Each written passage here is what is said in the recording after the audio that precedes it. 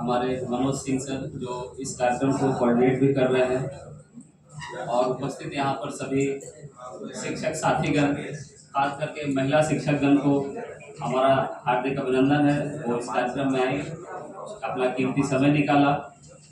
मैं संगठन गिरिडीह संगठन के बारे में, जो इसकी नींव 2015 में पड़ी थी, यानी हम लोग 9 साल से यह संगठन चला रहे हैं, उसके बारे में आपको उसके 5 मिनट में हम ब्रीफ कर देते हैं ताकि सभी साथियों को जानकारी हो जाए कि हम लोग कैसे संघर्ष करके आज यहाँ तक पहुँचे हैं। जो आज 35 से 40 लोग इस मीटिंग हॉल में दिख रहे हैं, सभी साथियों का पुनः आभार।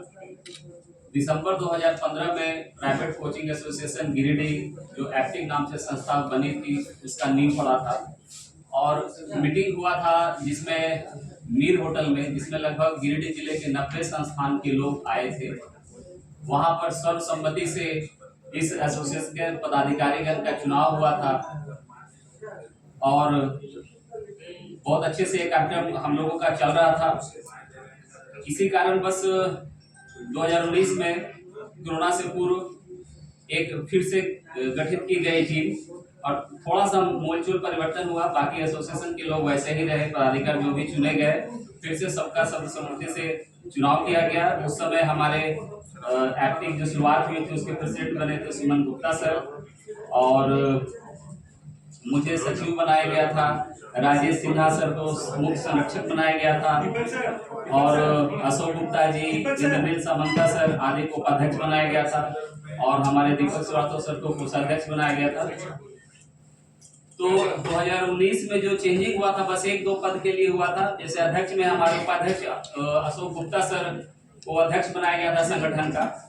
उसके बाद का पीरियड जो था बहुत संघर्षशील था, क्योंकि 2019 के बाद कोरोना काल प्रारंभ हुआ था मार्च 20 में। उस समय हमें संगठन की आवश्यकता महसूस हुई थी कि क्यों कोचिंग एसोसिएशन का संगठन बनना बहुत ही जरूरी है और सुचारू रूप से इसका कार्यक्रम भी चलना बहुत जरूरी है। क्योंकि उस समय जैसा कि मनोज सर ने बताया, तमाम चीजें खुली हुई थी, यहाँ तक कि सैलून भी खुला हुआ था, लेकिन कोचिंग सेंटर बंद था। प्रशासन का जो लाठी था वो सिर्फ प्राइवेट कोचिंग सेंटर संचालकों पर चल रहा था। मीडिया साथी भी वहां का फोटो लेकर के प्रशासन को भेज देते थे, जिससे कि हमारे जो साथीगण है वो मुसीबत में पड़े हुए थे। हमने उस समय यूनिट के रूप में काम किया और प्रशासन से मिलकर, हमारे तत्कालीन मंत्री जो थे एजुकेशन डिपार्टमेंट के, उनसे मिलकर हमने बहुत सी राहतें दिलाई। हम सभी के सम्मिलित प्रयास से कुछ राहतें मिली, आंशिक रूप से ही सही, ढके तुके तौर पर ही सही। कोचिंग को फिर से शुरू किया गया, रोजी रोटी सभी साथियों का फिर से प्रारंभ किया गया। उसके बाद कोरोना काल में ही 2019 में मनोज सर से हम सभी का परिचय हुआ, सीएफआई का गठन किया गया था। उसी के तत्वाधान में फिर से एक नई कमेटी बनाई गई थी जो एप्टा के नाम से उस समय से अभी तक कार्यरत है।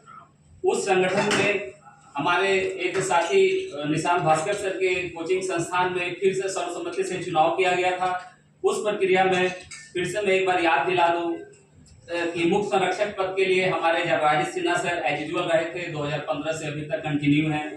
अध्यक्ष पद को बदल करके नागेंद्र कुमार सर को अध्यक्ष पद पर मनोनीत किया गया था, आज तक अध्यक्ष पद पर वही कायम है। उपाध्यक्ष में अशोक गुप्ता सर, चंचल मिश्रा सर, प्रणव मिश्रा सर, रविंद्र विद्यार्थी जी उपाध्यक्ष पद पर है। सचिव के लिए मेरा चयन किया गया था। कोषाध्यक्ष के लिए दीपक श्रीवास्तव जी 2015 से अभी तक वैजिबल हैं उस पद पर। ज्वाइंट सेक्रेटरी के लिए आलोक मिश्रा सर, अनिल चक्रम सर, मिंटू कुमार जी, उदय मुर्मू जी आदि का चयन किया गया था। कोऑर्डिनेटर के रूप में निशांत भास्कर जी, विकास तिवारी जी का चयन किया गया था। जिला कमेटी हेड के रूप में आफ्ताब आलम सर, शंकर कुमार, सादर दुबे जी, राकेश रोशन सर का चयन किया गया था और संगठन प्रभारी के रूप में मनदीप सिन्हा जी का चयन किया गया। तो साथियों, मैं इस 2015 से अभी तक संगठन का ब्रीफ इसलिए किया ताकि आप सभी को एक बार रिमाइंड हो जाए कि जब भी संगठन बना है सर्वसम्मति से बना है, सभी के मत से बना है। कि किसी भी पद के लिए कोई मनोनयन नहीं किया गया है और आगे भी जैसा सभी साथियों का विचार है 2-3 महीने में कमेटी को रिफॉर्म किया जाएगा। उस समय सभी साथियों का जैसा राय होगा वैसा ही आगे इस कार्यक्रम को बढ़ाया जाएगा। मैं पुनः सभी साथियों से अपील करता हूँ, आग्रह करता हूँ कि जिस चट्टानी एकता का परिचय आप लोग कोरोना काल में दिए थे, उसी चट्टानी एकता का परिचय संगठन को एकजुट करने का परिचय आप भविष्य में देते रहेंगे और ऐसे कार्यक्रम हमेशा हम लोग करते ही रहेंगे। इसी दौरान हम लोगों ने 2 साल पहले बहुत सारा सोशल वर्क भी किया है। जैसे मूक बधिर स्कूल में भी हम सभी जाकर के वहाँ पर मूक बधिर बच्चों के साथ जो भी रंग गुलाल का कार्यक्रम था, भोजन वगैरह का, वो सब हम लोग चलाते रहते हैं, करते रहते हैं। आगे भी कार्यक्रम करेंगे, जो भी समाजोपयोगी कार्य होंगे।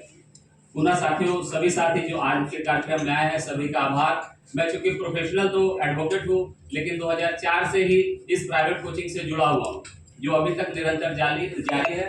क्योंकि मैं प्रोफेशनल एडवोकेट हूँ, लेकिन मन से, व्यवहार से और डीएनए से मैं एक शिक्षक हूँ। क्योंकि मेरे दादाजी भी जिला स्कूल के हेडमास्टर रह चुके हैं हजारीबाग जिला में। तो मैं हमेशा आप सभी के साथ हूँ। और मैं इसमें 2 मिनट के लिए राजेश सिन्हा सर से आग्रह करता हूँ कि वहाँ 2 मिनट हम सभी साथियों के लिए अपने विचार रखें।